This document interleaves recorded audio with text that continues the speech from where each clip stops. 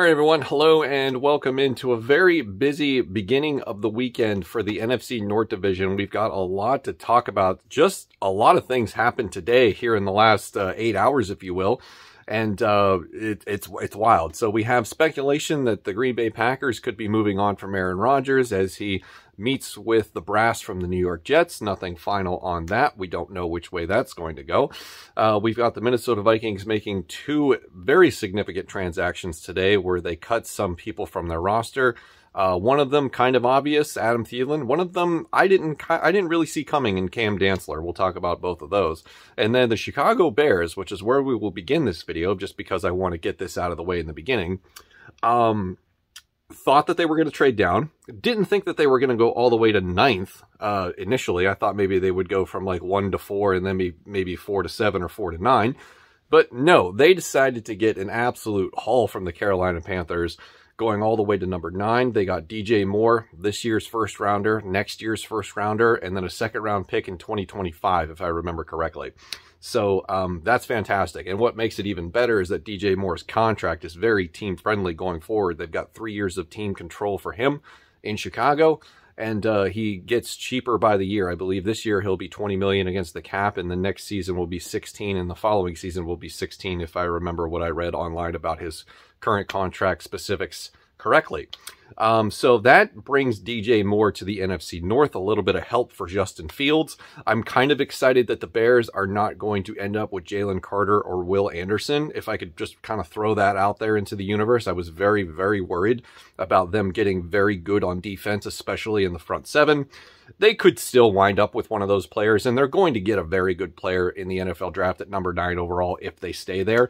But I'm just happy that those two elite defensive prospects will not be joining the Chicago Bears. They could one of them could still wind up with Detroit, who, by the way, has been kind of silent this week. They're just kind of like laying in the weeds. Like they're down here. They're like, we're seeing what you guys are doing, and we've got shit up our sleeve, and it's going to happen soon. But you know, we don't need to do anything yet. So that's what Detroit is doing.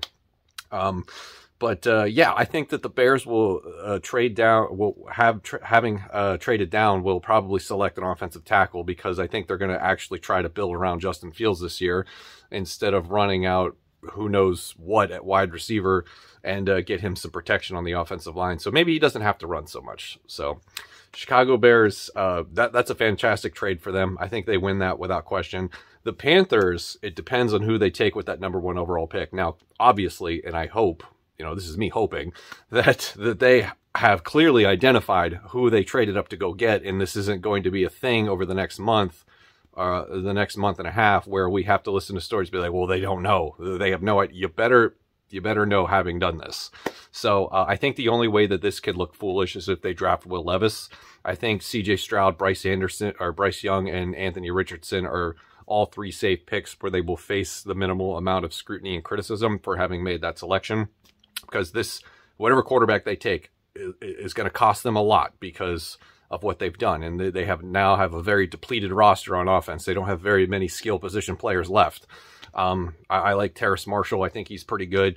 The rest of the wide receiver core is not. There's Laviska Shenault Jr. and not much of anything else. So the Carolina Panthers have a lot of work to do. So whatever quarterback that they traded up for better be able to carry the load and carry the team, because they suddenly don't have many assets to work with over the next couple of drafts, and there's not a lot of talent on that roster. But the good news for them, I guess, is that the division's wide open. So there's that. So let's get to what, the reason that you're probably all here for, what the Minnesota Vikings have done today. So the Minnesota Vikings, early this morning, there was a news report that Adam Schefter put out that it was likely that Adam Thielen was going to be cut today, Friday morning, and a couple hours later that happened. So it's been about 8 or 9 hours since that story broke.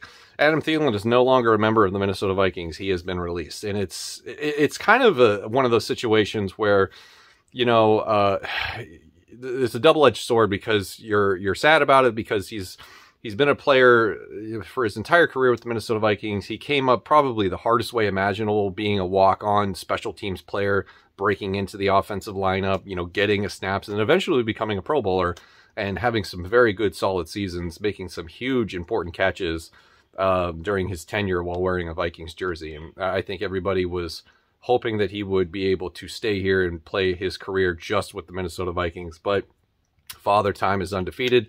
He's on the wrong side of 30. He's had some injury problems. Despite having 100 targets last year, it's clear that he is on the decline. I think that he will probably catch on somewhere that is a team that is looking to contend for a championship run, because I think Adam Thielen's career, he hasn't gone past he hasn't gone past the NFC Championship game, so no Super Bowl appearances. So that's an issue. That's a problem. I think that this is also, the correct choice for the franchise, because he was due to make $19 million against the cap, and that's the second highest paid player on the roster, and that's just, for what he is, it's just not worth it. So it makes sense. I think this is the most obvious one of the veterans that we were going to see move on, maybe even more obvious than Eric Kendricks. That's probably up for debate. But the Adam Thielen era in Minnesota is over. He was a huge fan favorite. I think a lot of people enjoyed the time that he was here. I don't think there's anybody that's ever had any, negative criticisms about him. Maybe, the frailty that popped up as he got older, maybe that was an issue for some people, but he was a competitor through and through. And, it's sad that it's over, but at least if you're sad that it's over, remember that you got to enjoy the experience. And that's what it's all about. So Adam Thielen is no longer with the Minnesota Vikings. That's the biggest news of the day. And then second off, just recently today, they made another transaction where they cut Cam Dantzler. And that kind of caught me off guard. But taking a look at it from an outsider's perspective, not being involved with the decision-making in the team, it kind of makes sense, because his development hasn't been on track. He hasn't broken into that tier of corner that I think that the Vikings were hoping that he would, and it hasn't worked out. And honestly, it's just another Rick Spielman draft pick that doesn't survive the Kwesi Adofo-Mensah era. I don't know who's left from that 2020 draft class, but it's not a lot of people. So that's another thing that's an issue, is that Vikings just haven't drafted well. And now the corner room is completely decimated, because here's what's left on the roster. Andrew Booth Jr., who barely played last year, Caleb Evans, who has concussion problems, and then Duke Shelley, who was a practice squad call-up, and literally nothing else. Patrick Peterson's a free agent, Shannon Sullivan's a free agent. I highly doubt that those two are going to be brought back for any amount of money, even if it's like veteran minimums. I know Patrick Peterson has said on his podcast or his show or whatever, the thing that he does every week, 3 weeks in a row, that he would like to return to the Minnesota Vikings. I don't think that's going to happen. If we're getting rid of Eric Kendricks and Adam Thielen, you can't really bring back Patrick Peterson in the same breath and expect that to make any sense to anybody that isn't in your front office. So I don't see that happening. I think Patrick Peterson's days are also numbered. He will not be brought back. So, but that is what is going on this week. So we have the Aaron Rodgers drama, which for some reason every offseason is always about him. And then we have the Bears making a mega trade. They got a huge haul. They fleeced the Panthers, and if this works out for both teams, then so be it. But I think the Bears will be better off in the long run. And the Minnesota Vikings have continued to trim the roster and save salary cap space, getting rid of longtime fan favorite Adam Thielen, and a little bit of a surprise, maybe, in Cam Dantzler being released. So that's what happened today. Those are my reactions. Let me know what you guys think in the comments below. Does this pigeonhole us into needing to go into the draft with our first-round pick to get a cornerback because of our depleted corner room now with Cam Dantzler's release? Was that always the plan anyway? Do you think maybe now they go after a wide receiver in the first round of the draft? Because there's some pretty good wide receivers, and I think most of them are going to be available when the Vikings pick at in the early 20s there. The free agent wide receiver class is not good, so maybe we're not going to go that route. So let me know. What do you think?